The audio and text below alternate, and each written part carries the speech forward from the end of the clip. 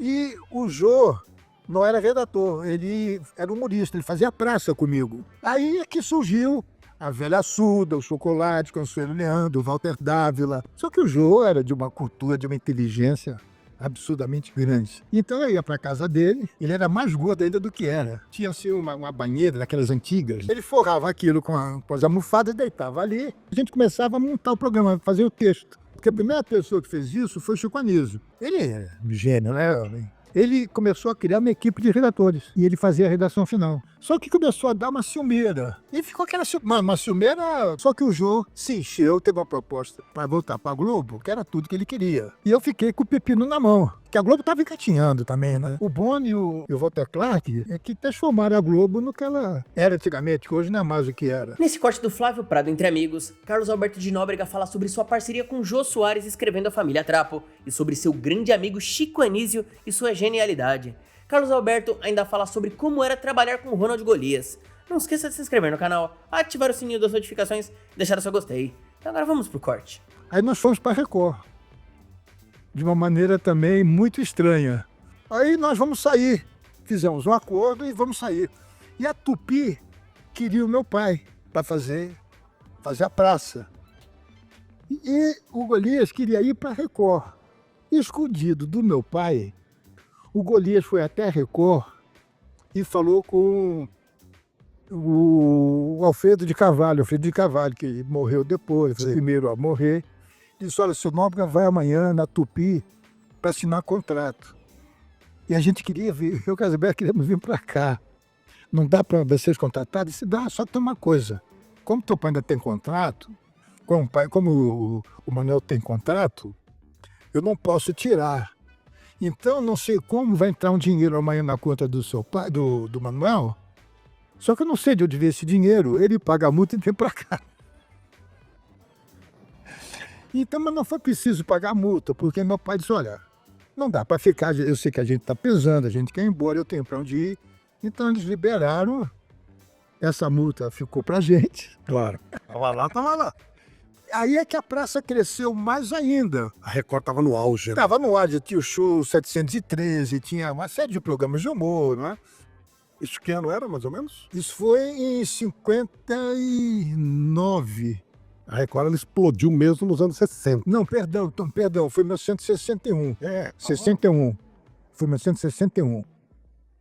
Aí é que surgiu a Velha Suda, o Chocolate, Consuelo Leandro, o Walter Dávila. Mas eles surgiram de onde? Que eram funcionários que faziam Da Record. os programas da Record e da TV Rio, que era associada à TV Record. Eles eram parentes.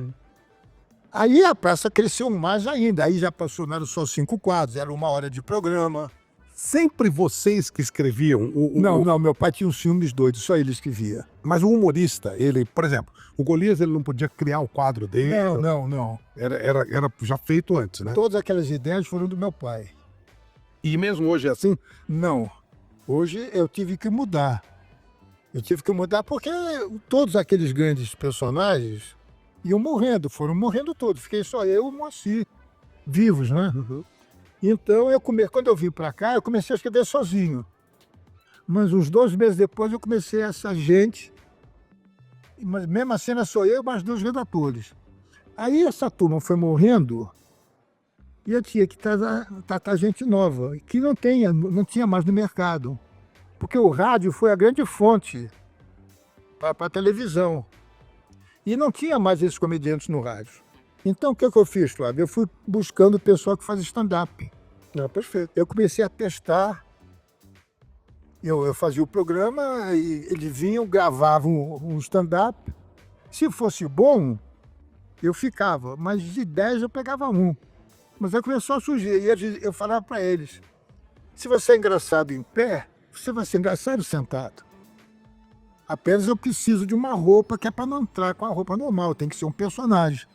Aí surgiu o Bêbado, surgiu o João Plenário, surgiram vários. Que hoje eu escrevo quase nada, que eu formei uma equipe, de redatores e coisas interessantes aconteceram. Quando eu vim para cá em 87, para o SBT, Eu estava escrevendo sozinho. Um dia eu recebia textos de uma pessoa que eu não, esse cara não tem jeito, tá ruim. Um dia a Consuelo falou, cara, Roberto, tem um texto aqui que me mandaram muito interessante. Será que eu posso fazer? Claro, pô. Eu sempre dei muita liberdade pro pessoal. Aqueles é que dão a cara para bater, né? Tem que deixar eles bem à vontade. Uhum. Aí o quadro ficou muito bom. Eu falei, ô Conselho, quem é que escreveu? Foi aquele rapazinho que você não gostou do tempo. Pô, traz ele aqui. Ele era professor de química. Puxa vida. É. E é o Magalhães. Magalhães Júnior. Magalhães Júnior. Nosso amigo, querido. Tornou-se o meu braço direito. E o orgulho que eu tenho dele é muito grande. Ele é maravilhoso. Porque ele é um excelente redator, parceirão. Aí eu trouxe mais um, que já fazia o Bozo, escrevia o Bozo. Era o Sérgio Valentim. E eu comecei nós três a escrever. Quando foram surgindo os stand-up, eles já tinham humor. Perfeito. Pra gente era mais fácil. Então hoje, são 6 quadros que eu tenho, são 14 quadros que eu faço o programa. 6 é de stand-up. O que é bom pra mim? Que eu não preciso decorar. Perfeito. Que eu não sei o que. E pela experiência, a vivência que eu tenho, eu sei a hora que eu tenho que falar, eu sei o que eu tenho que falar pro cara dar piada, né? Tá? Perfeito. Você é a escada, né? Eu sou escada, então dá um descanso pra mim. Claro. E a gente só faz 8 quadros escritos. Coisa linda. Você falou em redação. Teve um programa que foi antológico no Brasil, chamado Família Trapo. E você era o redator junto com o Jô Soares. Como é que era isso? Como é que se faz um programa? Porque aquela era uma história, né? Era uma história inteira. Como é que você divide com alguém a redação de uma história inteira? Como se fosse uma novela escrita... Era uma coisa nova, porque a primeira pessoa que fez isso foi o Chico Anísio. Chico Anísio, é? Ele dividia? O Chico foi o primeiro. Ele é gênio, né? Gênio. Ele começou a criar uma equipe de redatores. Sim. E ele fazia a redação final. E eu estava na Record, eu fazia um programa chamado É uma Graça, Mora. É uma graça, mora que é em cima do Jovem Guarda. Exatamente. E o Jô não era redator, ele era humorista, ele fazia praça comigo. Aí o Newton Tavesso, que era da equipe A, a Record tinha equipe A. Era o Manuel Carlos, o Newton Tavesso, tinha o Tuta, o velho Tuta, e não tinha redator, que era eu, que eu comecei a escrever. Ele disse, olha, eu não tenho uma ideia de fazer uma família. Foi na porta da Record, estava eu outra vez, você escreveria um programa com o Jô? Falei, claro, pô, eu adoro o Jô. A ideia do Tuta. O Tuta, o velho Tuta. Aí nós fizemos uma reunião e bolamos uma família. Aí nós fizemos o primeiro programa. Só que o primeiro programa entrava um político, tinha um musical, porque o programa era a Família Trapo era passado no prédio ao lado da Record, que era a maneira que tinha da Cidinha Campos trazer um artista para tomar um café na casa dela. Certo. Só que tinha pouco humor. O humor era 50% de humor. Quando o Golias entrou, no segundo programa já era outro programa. Acabou o primeiro programa, nós nos juntamos, não é nada disso. Vamos botar só humor. E trazer um convidado só. E um deles foi o Pelé, que é o que sobrou, né? Foi o único que sobrou, foi do Pelé. Do incêndio. Então, a coisa louca que nós fizemos é o seguinte, eu e o Jô que íamos escrever. E ninguém acreditava, que nós éramos jovens. Então tinha uma turminha lá antiga, que você imagina, esses 2 moleques aí. Só que o Jô era de uma cultura, de uma inteligência absurdamente grande. Então eu ia para casa dele, ele era mais gordo ainda do que era, né, antes de morrer, né? E ele não podia ficar muito tempo sentado por causa da coluna. Ele tinha assim uma banheira daquelas antigas. Banheira? É uma banheira. Uhum. Aquelas antigas que tinha pata de leão. Assim. Sim. Ele forrava aquilo com as almofadas, deitava ali, ficava recostado e a gente começava a montar o programa, fazer o texto, fazer a sinopse. Ele na banheira. Ele na banheira, a gente começa aqui, eu vou fazer isso assim, assim, assim, assim. Vamos passar para o papel. Então a gente fazia numeração. Por exemplo, número 1. Zelone entra dizendo que que trouxe um cachorrinho, 2, e dividimos em par. Ou era 8 ou era 10. A gente escolhia, olha, eu quero fazer o 1, o 4, o 5 e o 10. O Jô ficava com os outros. Só que começou a dar uma ciumeira. Porque o Golias queria que eu escrevesse para ele, o Zelone queria que o Jô escrevesse para ele. E ficou aquela uma ciumeira bem... Na boa, né? Na boa, na boa, na boa. O que o Jô bolou? Casamento, vamos comprar 2 máquinas iguais e vamos escrever sem eles saberem quem sou eu, quem é você. Lembra aquelas... Lá vou eu falar de coisa antiga. Quando a IBM lançou uma máquina elétrica que tinha uma bolinha... Sim. Lembra? Letra. Nós compramos 2 máquinas iguais. E nós combinamos o seguinte, tudo que eu escrever tem que terminar na última linha. Que é para a próxima página, o jogo continuar na primeira linha. Não, isso é coisa de louco. Coisa de louco. E nunca mais eles perceberam quem escrevia o quê.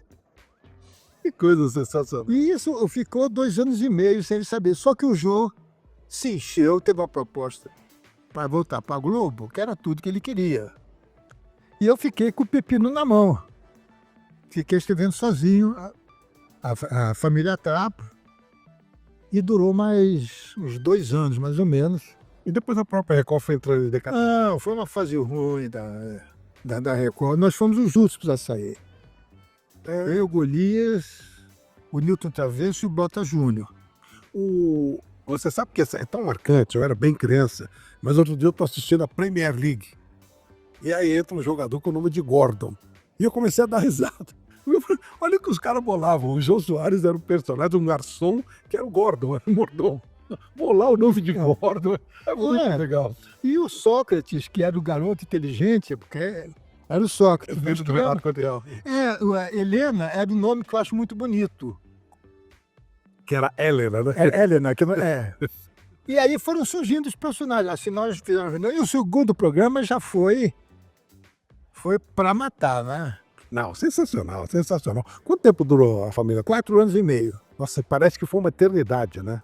Como a Jovem Guarda, durou 2 anos e pouco, parece que foi uma Mas, eternidade. Flávio, era uma coisa assim absurda. Por exemplo, algumas vezes nós fomos para os estados fazer o sábado, fazer o show. Fomos em Manaus, Belo Horizonte, Porto Alegre, Foi em vários lugares. A gente desfilava na rua em carro de corpo de bombeiro. Caramba! Tinha sempre um convidado na praça, na família Trapo, que era um cantor. Na viagem, a gente trazia um convidado da cidade, que era ou o governador ou o prefeito. Quem paga a conta? Entendeu? E era um sucesso, uma coisa estrondosa. Coisa maravilhosa. Estrondosa.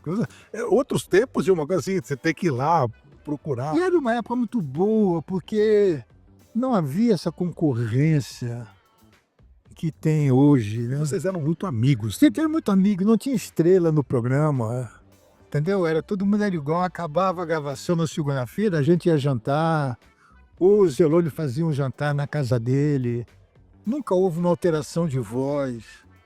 O Carlos, agora, é uma coisa engraçada, porque essa época ela era pura em tudo, até em ganho, né? O programa não tinha palavrão, não tinha... Mas não se ganhava muito dinheiro também, né? Sabe que ganhava na Record.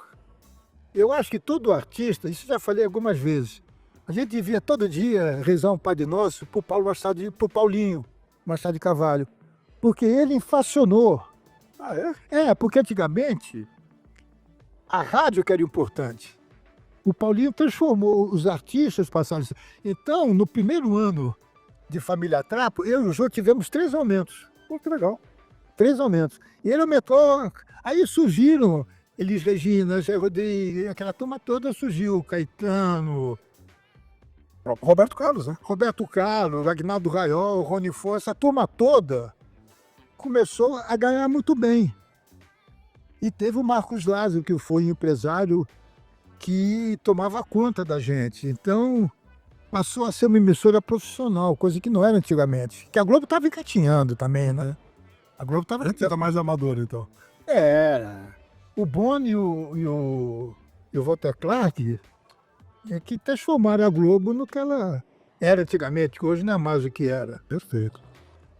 Muito obrigado por ter ficado comigo até o final desse vídeo. Não esqueça de se inscrever no canal, ativar o sininho das notificações e deixar o seu gostei. Todo dia tem um corte novo pra você. Dá uma olhada no canal, tem muita coisa legal já. Até amanhã.